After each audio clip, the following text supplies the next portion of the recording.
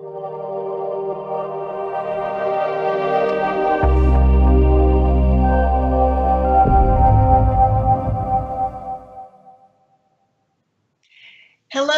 and welcome to our weekly discussion about issues of importance in the Caucasus.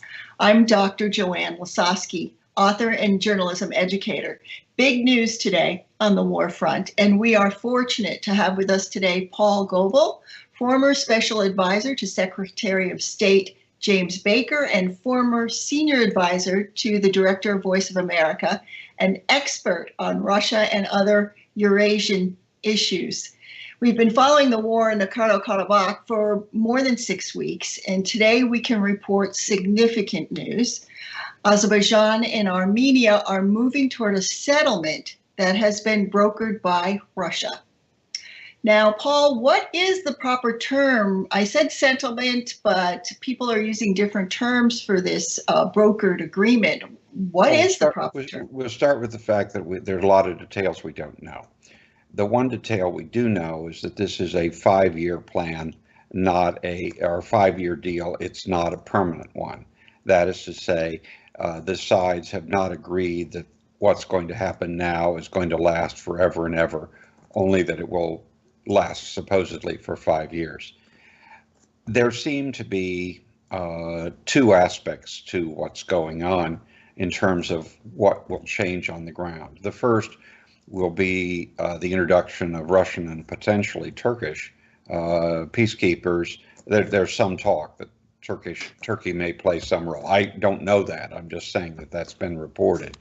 That will guarantee access between Armenia and Karabakh, and then protect the Armenian population in Karabakh. And that in exchange for this, Armenia has agreed to transportation corridors through Zangezur between Azerbaijan proper and the exclave of Nakhchivan.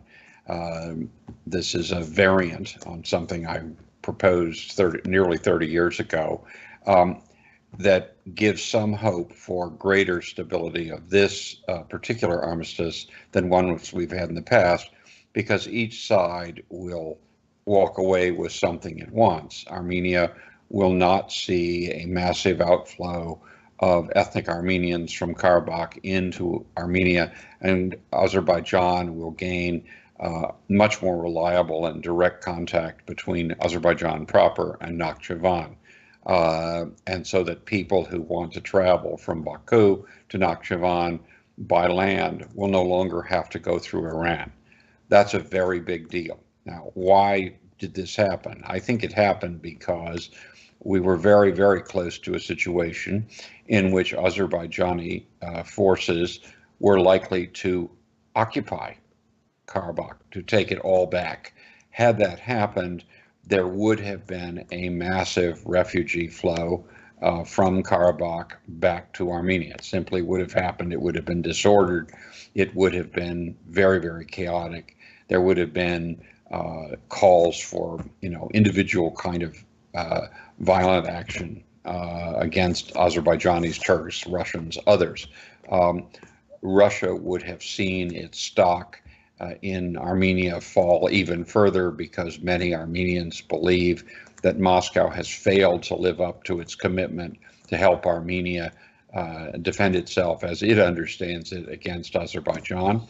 And Azerbaijan would have been in a position where there would have been a great deal of pressure in that environment to try to use its military force to seize portions of Zangezur and acquire the transit corridors that now appear to be part of this particular deal. I would call it an armistice. That is to say, the two sides appear to be willing to have an extended ceasefire, but not necessarily a peace, because it has outside peacekeepers, quote unquote, and because it has a 5-year deal. So it's not something where the two countries we can say, okay, this problem is solved, we'll now go on to other things. A lot of developments are going to take place in the coming months, And there is, of course, always the danger in places like this that the situation could destabilize and violence could begin again. I think the existence of outside peacekeepers is intended to restrain both sides from using force, lest one of the outsiders be killed.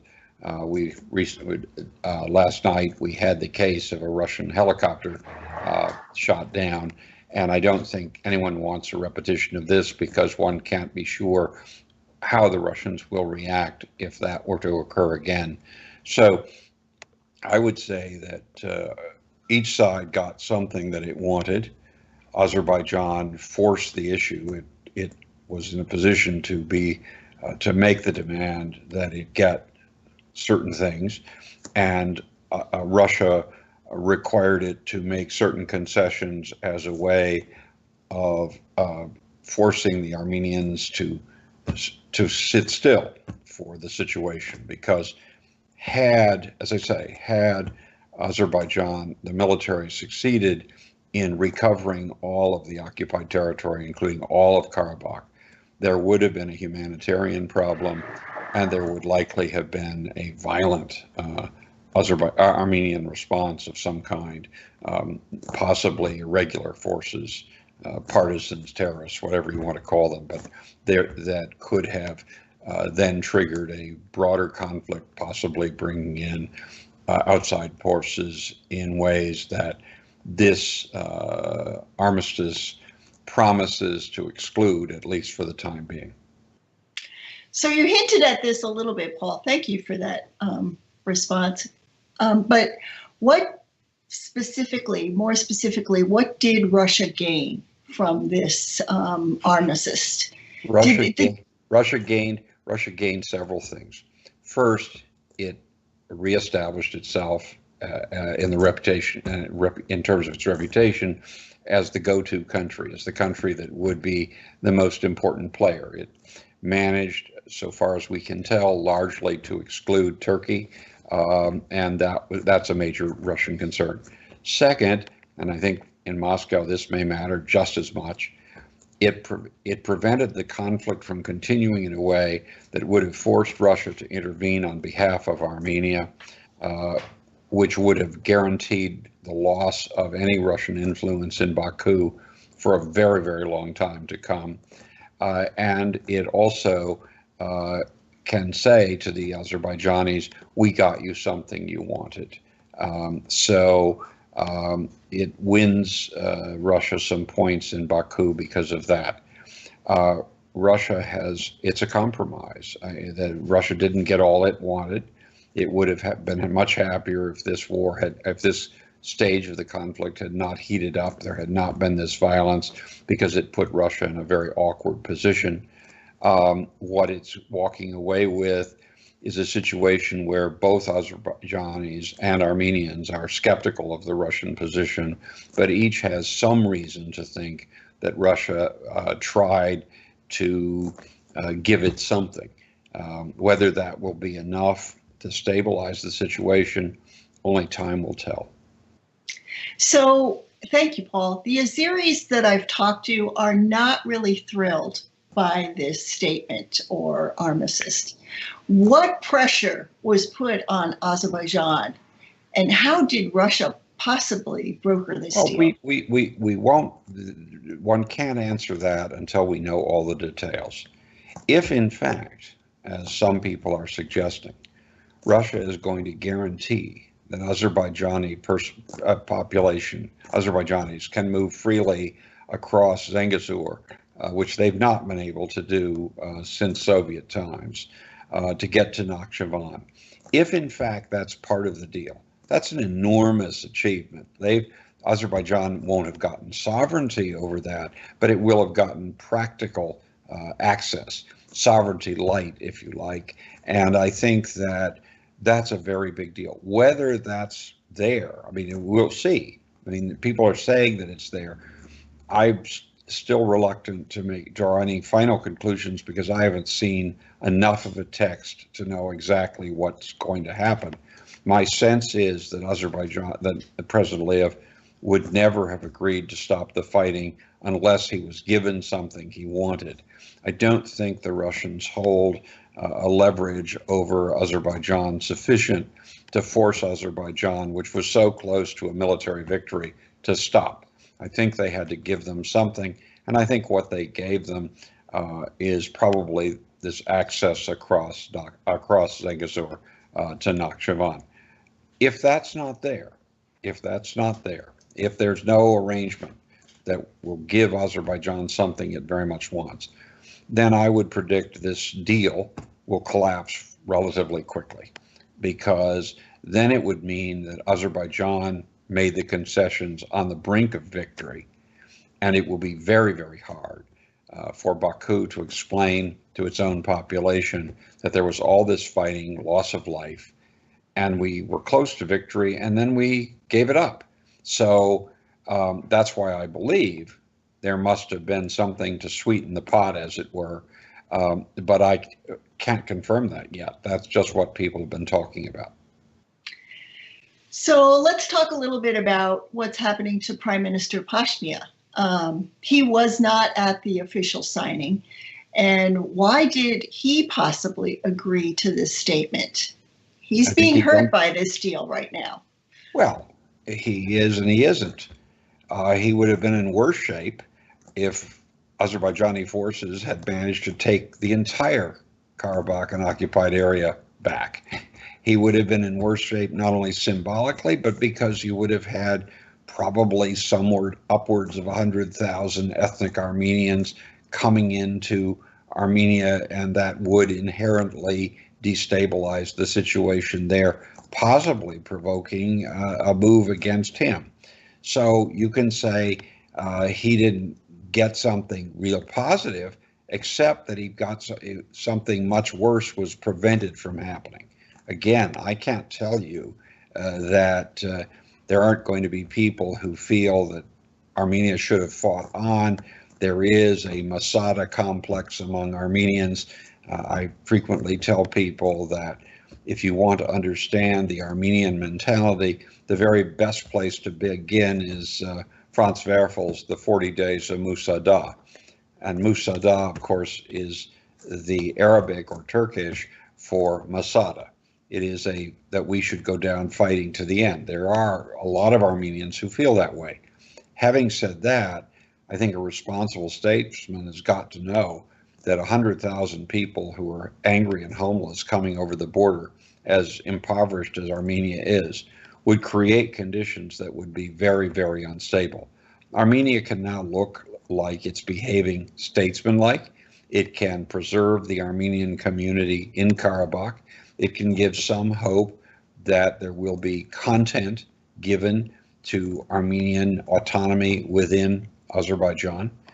That isn't very popular, of course, among Armenians, but it is not as unpopular as a complete loss of that territory and an influx of massive numbers of refugees.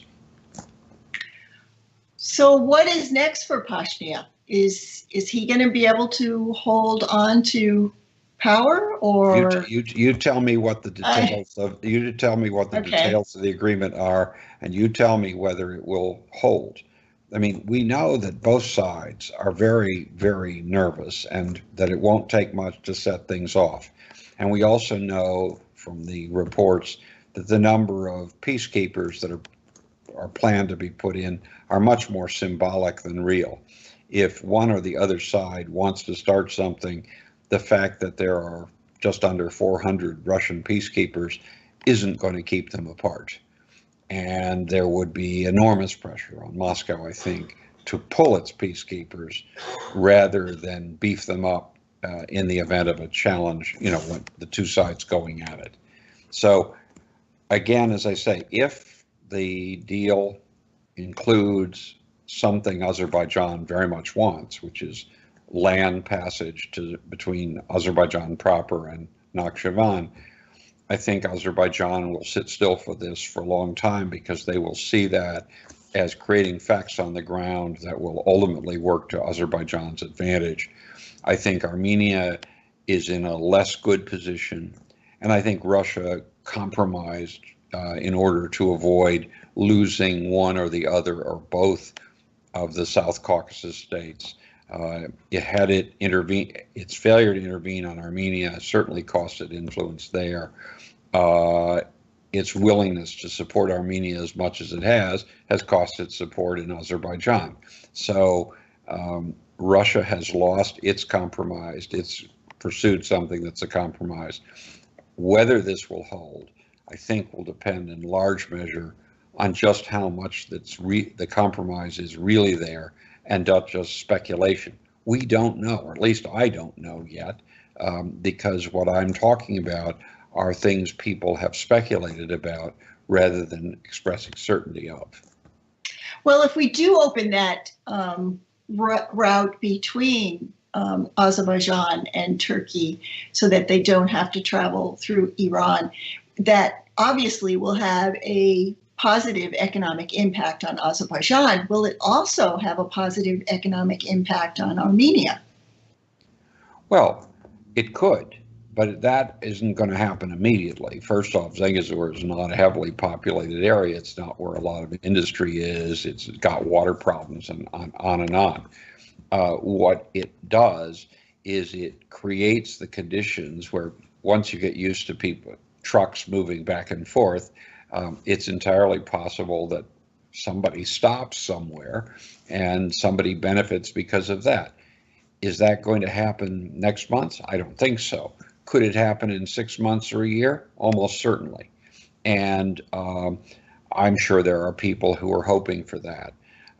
This is not, that's why I object to calling it a peace deal. What this is an armistice that people hope will grow into something more. But we don't even know, based on recent history, whether any ceasefire will hold.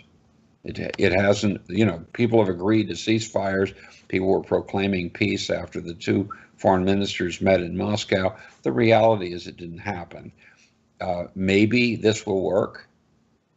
I think it could if there are both halves of this equation. I think it won't if there aren't. Thank you, Paul. So Turkey, you mentioned this earlier, Turkey is sort of on the periphery of this agreement or this statement or this armistice. Is that purposeful that Turkey wasn't really brought in? Moscow does not want to see Turkey project power all the way from the Ankara-based state through Nakhchivan to Azerbaijan into Central Asia. They see that, or Moscow sees that, as a potential threat to its influence. Russian power in the Caucasus and in Central Asia is in recession. It's declining. Vladimir Putin's bombast notwithstanding. Turkey has been expanding its role. Many in Moscow will object to anything that gives Turkey greater influence, because there is a widespread belief that, at least under the current Turkish government, that means more Islam. And more Islam means more of a threat to Russia. I think that might be true in some cases, but I don't think it's universally the case. I think the pan-Turkic impulses that feed the Turkish president have less to do with Islam and more to do with Turkishness. And I think one thing that Moscow has underrated is that the 70 years of Soviet occupation left Azerbaijan and the republics of Central Asia vastly less religious than they were. That doesn't mean they're not Muslims, but what it means to be a Muslim is almost an individual thing. There's an enormous variety. And Azerbaijan has been very proud, even before Soviet times, of its secularism, of its modernism.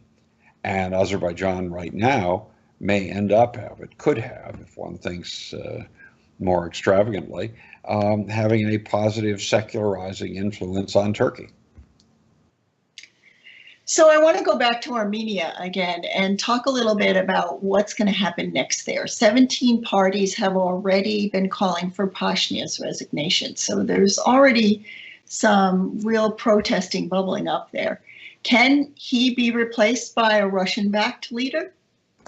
Well, I think it's very likely he could lose his job. I don't think Russia is the only player. I don't think that necessarily someone who was so overtly pro-Russian could get the job right now. Please remember that from Armenia's perspective, Russia didn't keep its promise. Yerevan thought that Moscow would back Armenia to prevent the worst from happening. To be blunt, Moscow didn't do that. Armenia expected that Moscow would move heaven and earth and its military to prevent Azerbaijan from achieving as much as it had. Moscow took the view, we'll defend your republic, but we won't defend anything beyond its borders, whatever your claims are. Okay, that's a not unreasonable position for Moscow to take, but from an Armenian perspective, it's betrayal. So anyone who comes out as being pro-Moscow is going to find it very, very hard to assemble a winning coalition in Yerevan. Armenians are not either pro-Russian or anti-Russian, they're pro-Armenian. And to be pro-Armenian does not include liking the country that didn't help you.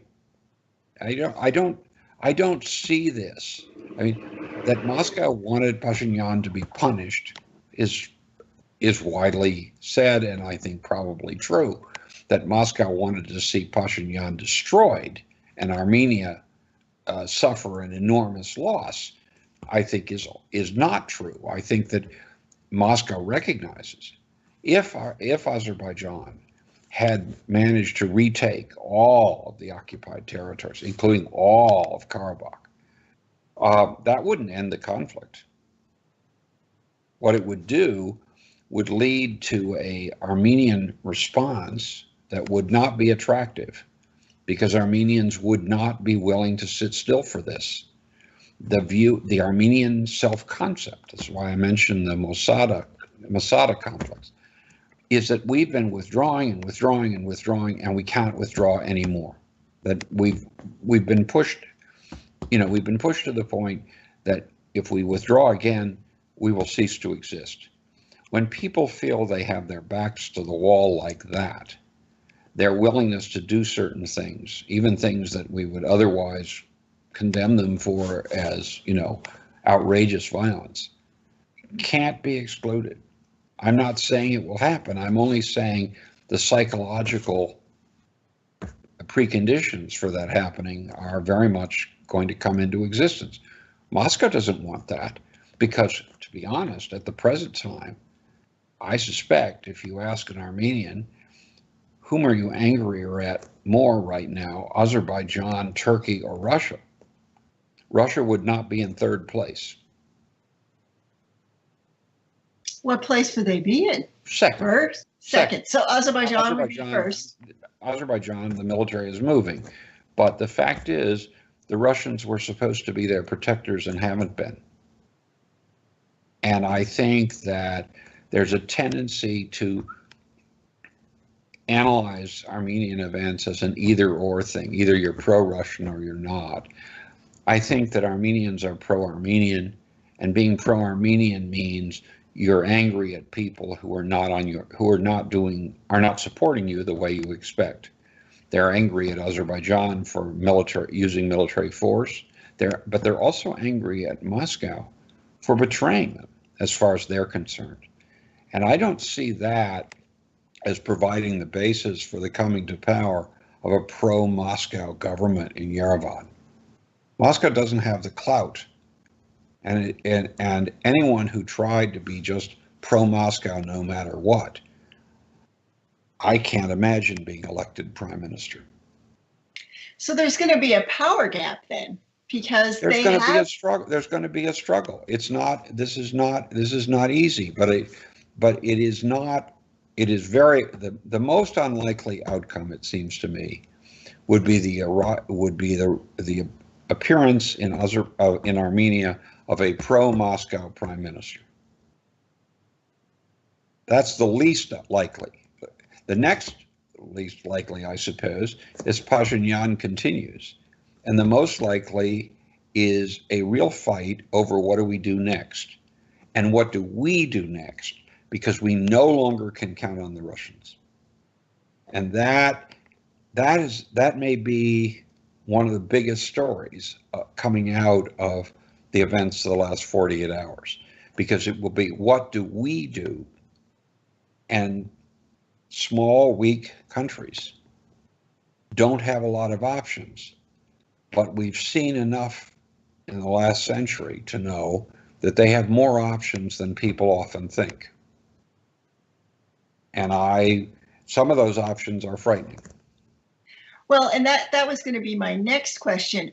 Is this serious danger of democracy in Armenia? I'm sorry? Is there a serious danger of Armenia losing its democracy? I don't see, Armenia has a better democratic tradition than most of the countries in the South Caucasus, let's be clear. It has had competitive elections, it's had changes of governments, it's had realignments of political parties. I think public opinion is sufficiently fragmented that's likely to continue. I don't see anybody riding in on a white horse and taking charge. That might be what the Russians would like because it would model on their behavior, but I don't see that happening. I don't follow the inner workings of Armenian politics on a day-to-day basis, but my sense is that Armenians are too fractious for enough of them to agree that we need a strong hand to rule us.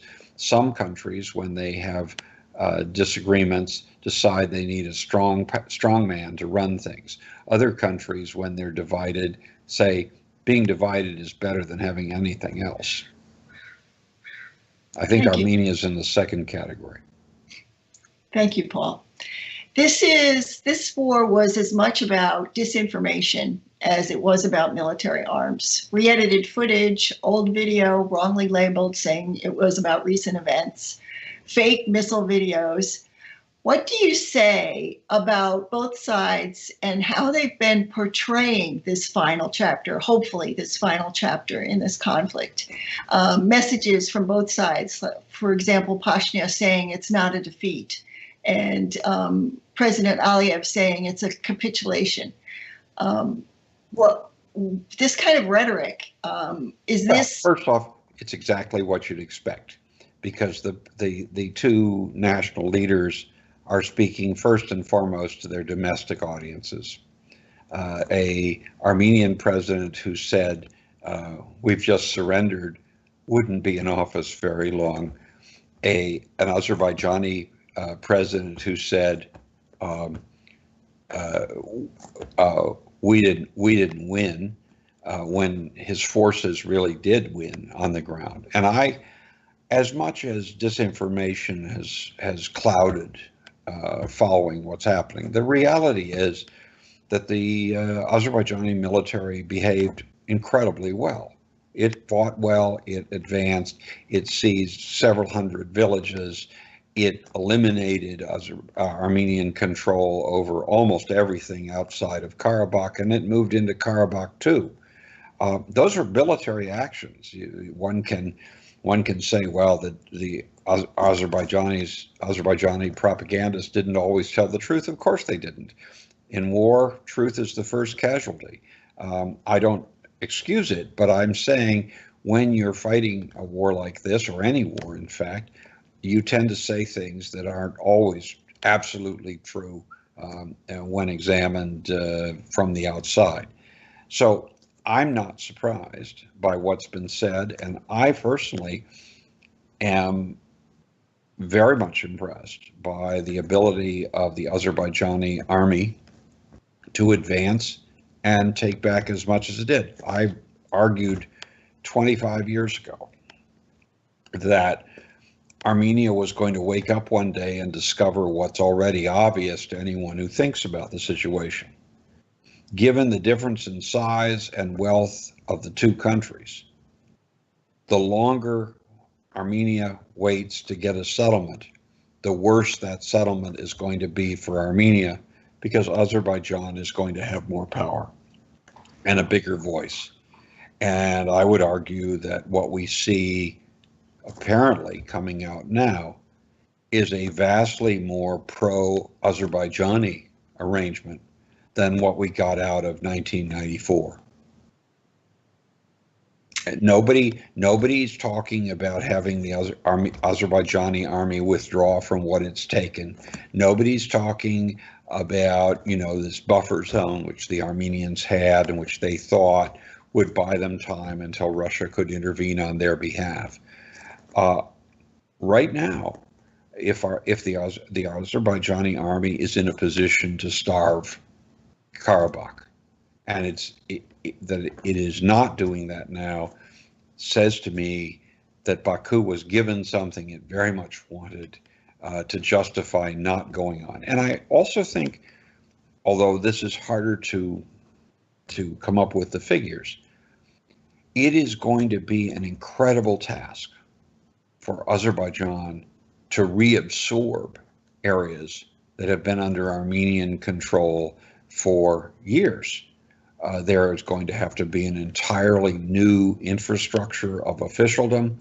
There are going to have to be new institutions put in place. There are going to be the problems of the still hundreds of thousands of refugees from this earlier war, some of whom will want to go back, some of whom won't. Those who don't go back may want compensation now that their home villages or home areas have been taken. This is going to be a real issue. And there's another thing, and it's bigger than this, and it's an issue that's going to stand in both Baku and Yerevan. And that's this. As long as you could point to a threat coming from the other side, you could justify a much tougher domestic agenda than you're going to be able to justify if there's actually movement away from conflict. You simply won't be able to sell people on the idea that they have to sit still for this or that because we are threatened by the other. And that's true in Baku, and it's true in Yerevan. That being the case, the political approach that the leadership in both capitals is likely to have to take is going to have to change. How that will happen, how capable people who are used to governing by invoking the threat of the other is going to be a big question, and it's certainly one we don't know the answer to, because it will come only as we see how people will respond to a situation in which talking about a threat that in a certain sense has disappeared, or at least been submerged, will be far harder to gain support than it was a week ago. And that makes sense why they are making these statements back to their people. That they have to say these things. Yes. I mean, all statements have multiple audiences, but the most important audience in a situation like this is your domestic population. So I'm going to close with this question. If you can give me some specific ideas that you would suggest to both sides in order to make this time, this armistice might last. What can they do specifically to hope that this will last? The best thing that could happen is if Armenia and Azerbaijan begin intensive talks with each other based on a recognition that the two of them, that each of the two is better off once there's a settlement, because then they will be able to attract more outside investment and they will not have to spend so much of their national wealth on military activities. Related to that, and also should be the basis of intense talk, is the possibility of involving Armenia as a route for rail, highway, and pipeline traffic between the Caspian Basin and Turkey and the West. That's more complicated, but that would provide the kind of deepening of relations that would make it easier to make some of the other adjustments. It's not going to be quick, it's not going to be simple. It's going to require a lot of face-to-face time between officials from Baku and officials from Yerevan. My own guess is that outsiders can provide what they like to call their good offices, but there is not an imposition from outside of any solution to this problem. And that's why I don't believe that's what's happened in the last 24 hours constitutes an exception to that rule. Well, thank you so much for your insights, Paul. This has been Paul Goble, former Special Advisor to Secretary of State James Baker, and expert on Russia and the Caucasus, and so much great insights that you've offered to us. We're going to keep our eye on the prize and watch what's happening, and I'm sure we'll be back to talk to you again very soon for your insights. Thank you, Paul. Thank you. Thank you. Very good. Take care.